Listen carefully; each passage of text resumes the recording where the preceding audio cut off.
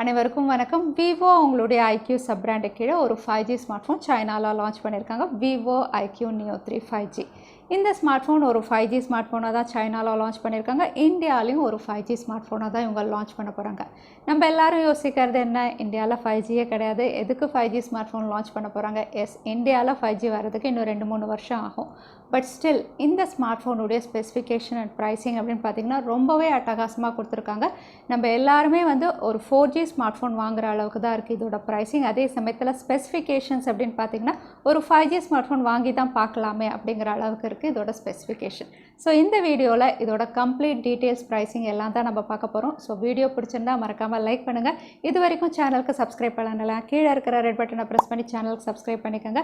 கூடவே பெல் ஐக்கனையும் கிளிக் பண்ணிக்கோங்க. ஒருவேளை இந்த சேனலை நீங்கள் ஃபஸ்ட் டைம் பார்க்குறதா இருந்தால், என் பேர் வானா, இது technical Chennai.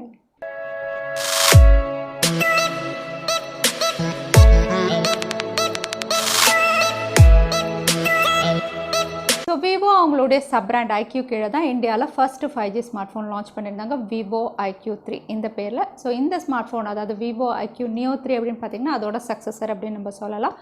But 5G smart phone அப்படின்னு சொல்லும் போதே ரொம்பவே காஸ்ட்லி அப்படிங்கிறதுனால நிறைய பேர் அதை ப்ரிஃபர் பண்ணுறதில்ல. அதனால தான் இந்த வாட்டி ப்ரைஸிங் விஷயத்தில் ரொம்பவே விவோ கான்சென்ட்ரேட் பண்ணியிருக்காங்க. அதே சமயத்தில் என்னென்ன விஷயங்கள் பெஸ்ட்டாக கொடுக்கணுமோ பர்ஃபார்மன்ஸ்க்கு அதையும் இந்த ஸ்மார்ட் ஃபோனில் கொடுத்துருக்காங்க. ஓவரால் அவுட்லுக் அப்படின்னு பார்த்தீங்கன்னா பேக் பேனலில் கிரேடியன்ட் டிசைனில் உங்களுக்கு ஸ்லீக்காக கொடுத்துருக்காங்க. ட்ரிபிள் கேமரா கார்னரில் வார்ட்டிக்கலாக அலைன் பண்ணியிருக்காங்க. ஃப்ரண்ட் பேனல் அப்படின்னு பார்த்தீங்கன்னா punch hole notch Vivo Z1 ப்ரோவில் கொடுத்த மாதிரி, பட் இந்த வாட்டி ரைட் ஹேண்ட் சைடில் இவங்க கொடுத்துருக்காங்க.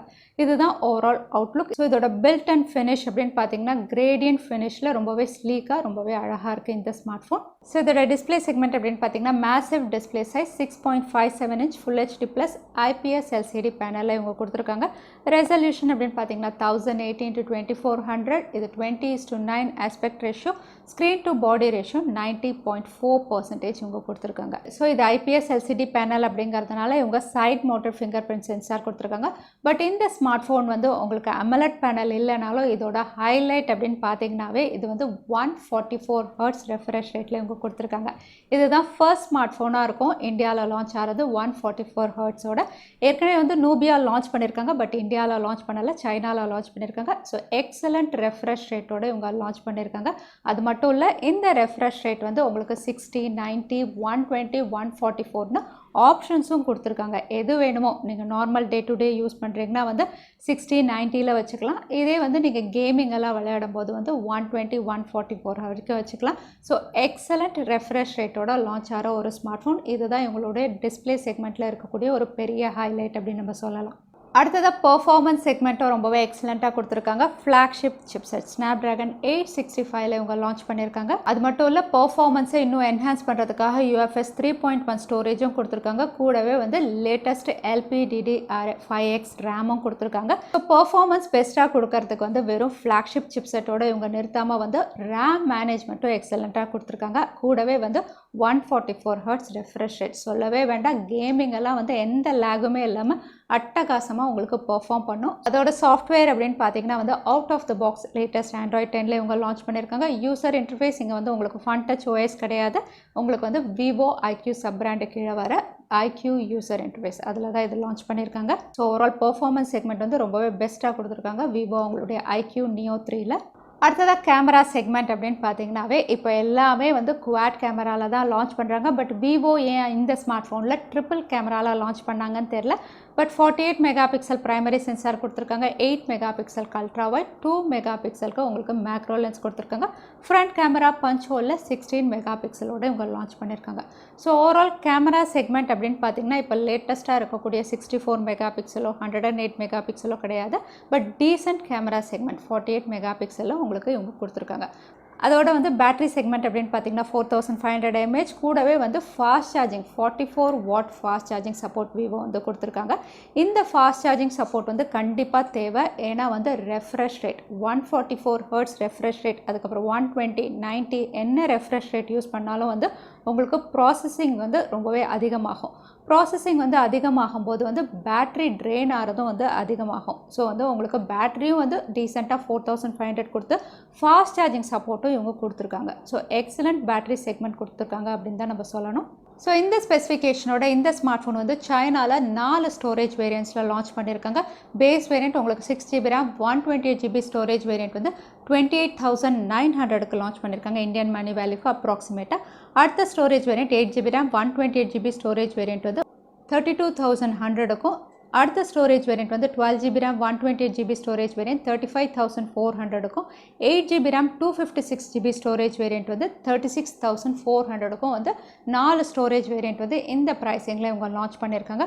அது மட்டும் இல்லை, இது 2 கலர்ஸில் வேரியன்ட்ஸில் உங்களுக்கு அவைலபிளாக இருக்குது. நைட் பிளாக் மற்றும் ஸ்கை ப்ளூ ரெண்டுமே வந்து உங்களுக்கு கிரேடியன்ட் கலர்ஸில் தான் இவங்க கொடுத்துருக்காங்க. So Vivo IQOO Neo 3 5G இந்த ஸ்மார்ட் ஃபோனை வந்து ஓவராலாக அனலைஸ் பண்ணி பார்க்கும்போது வந்து நிறைய விஷயங்கள் வந்து ப்ரைஸை ரெடியூஸ் பண்ணுறதுக்காக விவோ இங்கே ஒர்க் பண்ணியிருக்காங்க. ஃபர்ஸ்ட் வந்து அமலட் பேனல் அப்படிங்கிற விஷயத்தை வந்து இங்கே ஸ்கிப் பண்ணியிருக்காங்க.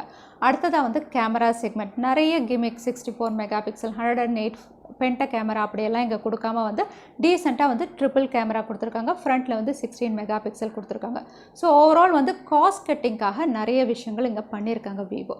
அதே சமயத்தில் வந்து உங்களுக்கு ஸ்பெசிஃபிகேஷன் பெஸ்ட்டு ஸ்பெசிஃபிகேஷன் கொடுக்கறதுக்கான வேலையும் பார்த்துருக்காங்க. ஃபஸ்ட்டு வந்து டிஸ்பிளே ரெஃப்ரெஷ் ரேட் உங்களுக்கு வந்து 144 Hz ரெஃப்ரெஷ் ரேட் கொடுத்துருக்காங்க. அங்கேயும் வந்து உங்களுக்கு பர்ஃபார்மன்ஸ் அட்டகாசமாக இருக்க போகுது.